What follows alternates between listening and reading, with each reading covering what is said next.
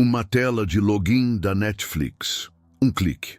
Uma temporada inteira, o segredo mais bem guardado de um gigante do entretenimento, vaza para o mundo meses antes da estreia. Em outro lugar, o prontuário médico de um paciente, com seus detalhes mais íntimos, é exposto em um fórum da Dark Web. E em uma pequena cidade, pais recebem mensagens ameaçadoras contendo dados pessoais de seus filhos, roubados da própria escola. Esses eventos não estão desconectados. Eles são atos de um mesmo fantasma digital. Um predador que não queria apenas dinheiro, ele queria o caos. E se eu dissesse que a maior indústria de entretenimento do mundo foi colocada de joelhos por um inimigo que ninguém conseguia ver? Que o final da sua série favorita foi decidido não por roteiristas em uma sala em Los Angeles, mas por chantagistas anônimos exigindo uma fortuna em Bitcoin? Como um nome, saído diretamente de uma fantasia sombria, se tornou o pesadelo real de executivos, celebridades e cidadãos comuns. Este é o rastro de destruição deixado pelo The Dark Overlord. The Dark Overlord não era uma pessoa, era uma ideia, uma marca, um coletivo sem rosto definido, emergindo das profundezas da internet por volta de 2016. Diferente de hackers idealistas do passado, que buscavam expor verdades ou lutar por uma causa, o objetivo deles era cru e direto: lucro através da extorsão. Eles não tinham uma origem clara, um país de operação ou um líder conhecido. Eram uma hidra digital. Corte uma cabeça e outra surgia em seu lugar, mais arrogante e ameaçadora que a anterior. Enquanto gênios do passado, como Kevin Mitnick, se tornavam lendas por sua habilidade de enganar sistemas e pessoas, The Dark Overlord construiu sua reputação sobre a crueldade psicológica. Eles não apenas roubavam dados, eles os usavam como uma arma, estudando suas vítimas para entender seus medos mais profundos. Em uma época em que grupos como o Anonymous agiam como ativistas digitais, o The Dark Overlord operava como uma máfia organizada, um cartel de dados. Eles eram o contraste sombrio do Vale do Silício, usando a mesma tecnologia que conectava o mundo para aterrorizá-lo. E a sua genialidade não estava apenas no código, mas na sua compreensão perversa da natureza humana. Para entender a ascensão do The Dark Overlord, precisamos voltar para meados da década de 2010. Era a era de ouro do streaming. A Netflix e outras plataformas estavam travando uma guerra bilionária por conteúdo exclusivo. Uma única temporada de uma série de sucesso valia centenas de milhões de dólares, não apenas em assinaturas, mas em prestígio e valor de mercado. A segurança digital desses gigantes era robusta, quase impenetrável. Mas e a cadeia de produção? Os pequenos estúdios de pós-produção, as empresas de efeitos visuais, os fornecedores de áudio, eles eram o elo fraco. Governos e empresas viam a internet como uma fronteira de oportunidades, mas subestimavam drasticamente suas vulnerabilidades. A segurança era vista como um custo, não um investimento. Um protocolo de acesso remoto mal configurado, uma senha fraca, um software desatualizado. Eram portas abertas que ninguém se preocupava em trancar. Se naquela época, com a internet já madura, existiam tantas falhas primárias, imagine o que um grupo determinado e sem escrúpulos poderia fazer. The Dark Overlord não precisou criar uma arma nuclear digital. Eles apenas encontraram as portas dos fundos de Hollywood abertas.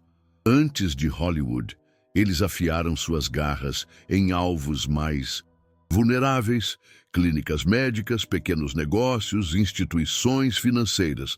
A tática era quase sempre a mesma: um balé macabro de eficiência digital. Primeiro, a invasão silenciosa.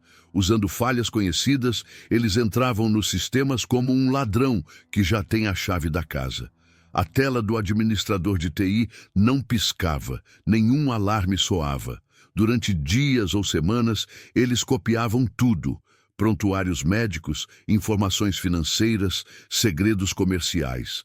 Então, vinha o contato, um e-mail frio, direto, assinado como The Dark Overlord. A mensagem era clara: nós temos seus dados, pague em Bitcoin ou nós os liberamos para o mundo. Para provar, anexavam uma amostra, os dados mais sensíveis que podiam encontrar. Para uma clínica médica, isso era o apocalipse. A reação das vítimas era de pânico e desespero. Muitas pagavam em silêncio, com medo da humilhação pública e dos processos judiciais. A mídia mal ficava sabendo. Cada resgate pago era um sucesso que os tornava mais ousados, mais ricos e mais preparados para o próximo alvo.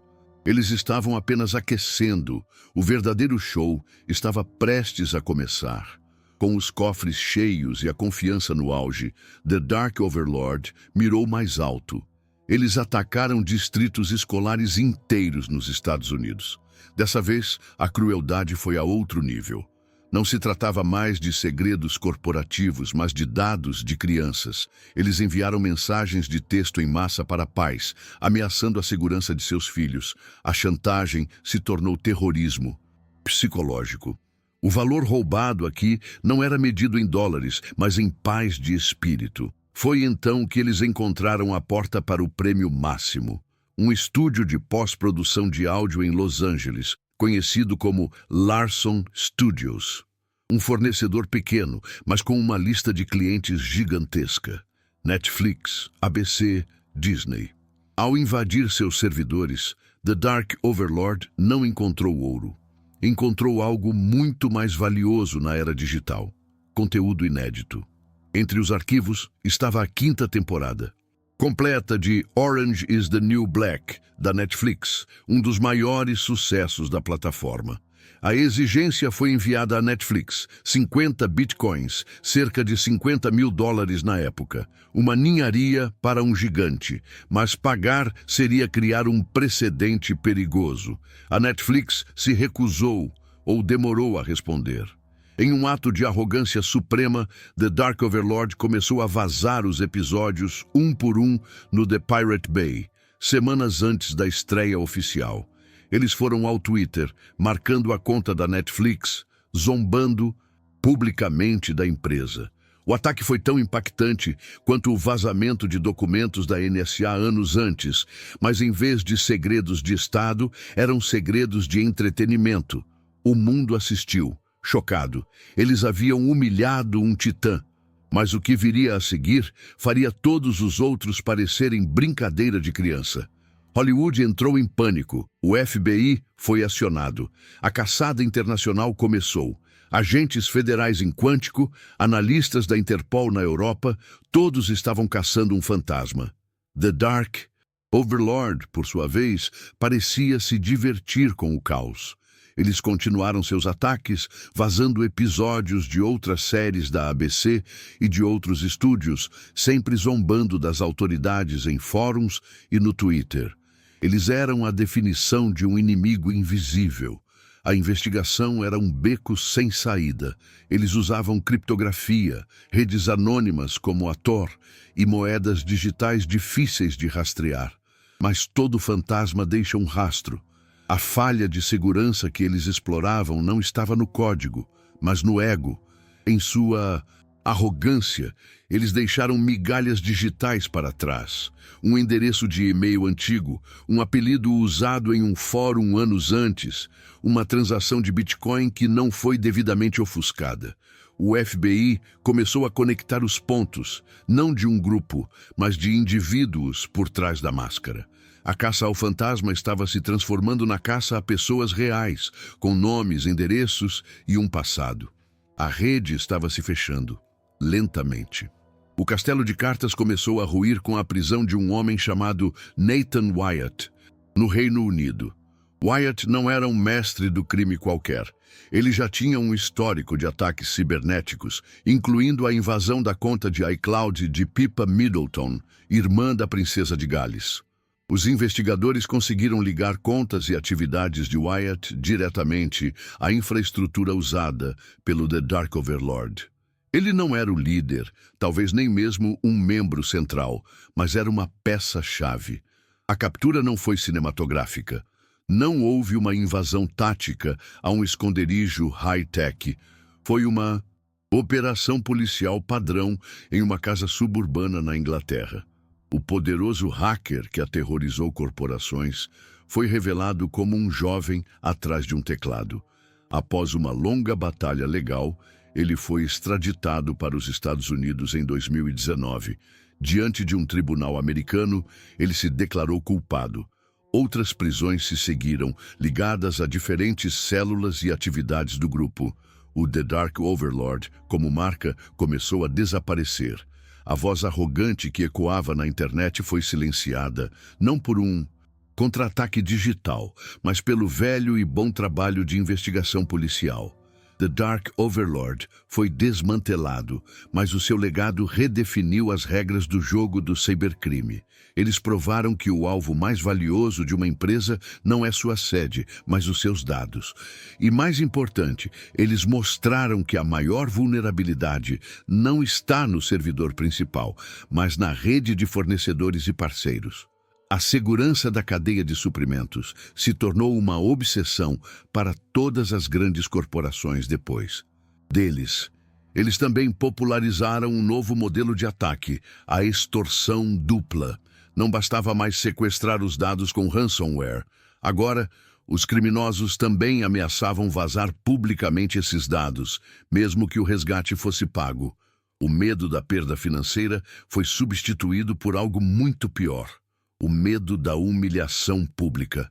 Esse método é o padrão usado hoje pelos maiores grupos de ransomware do mundo. No fim, o que é mais perigoso? Um exército armado visível ou um grupo de jovens anônimos capazes de manipular a verdade e o medo com alguns cliques escondidos atrás de computadores? As luzes de Hollywood continuam a brilhar.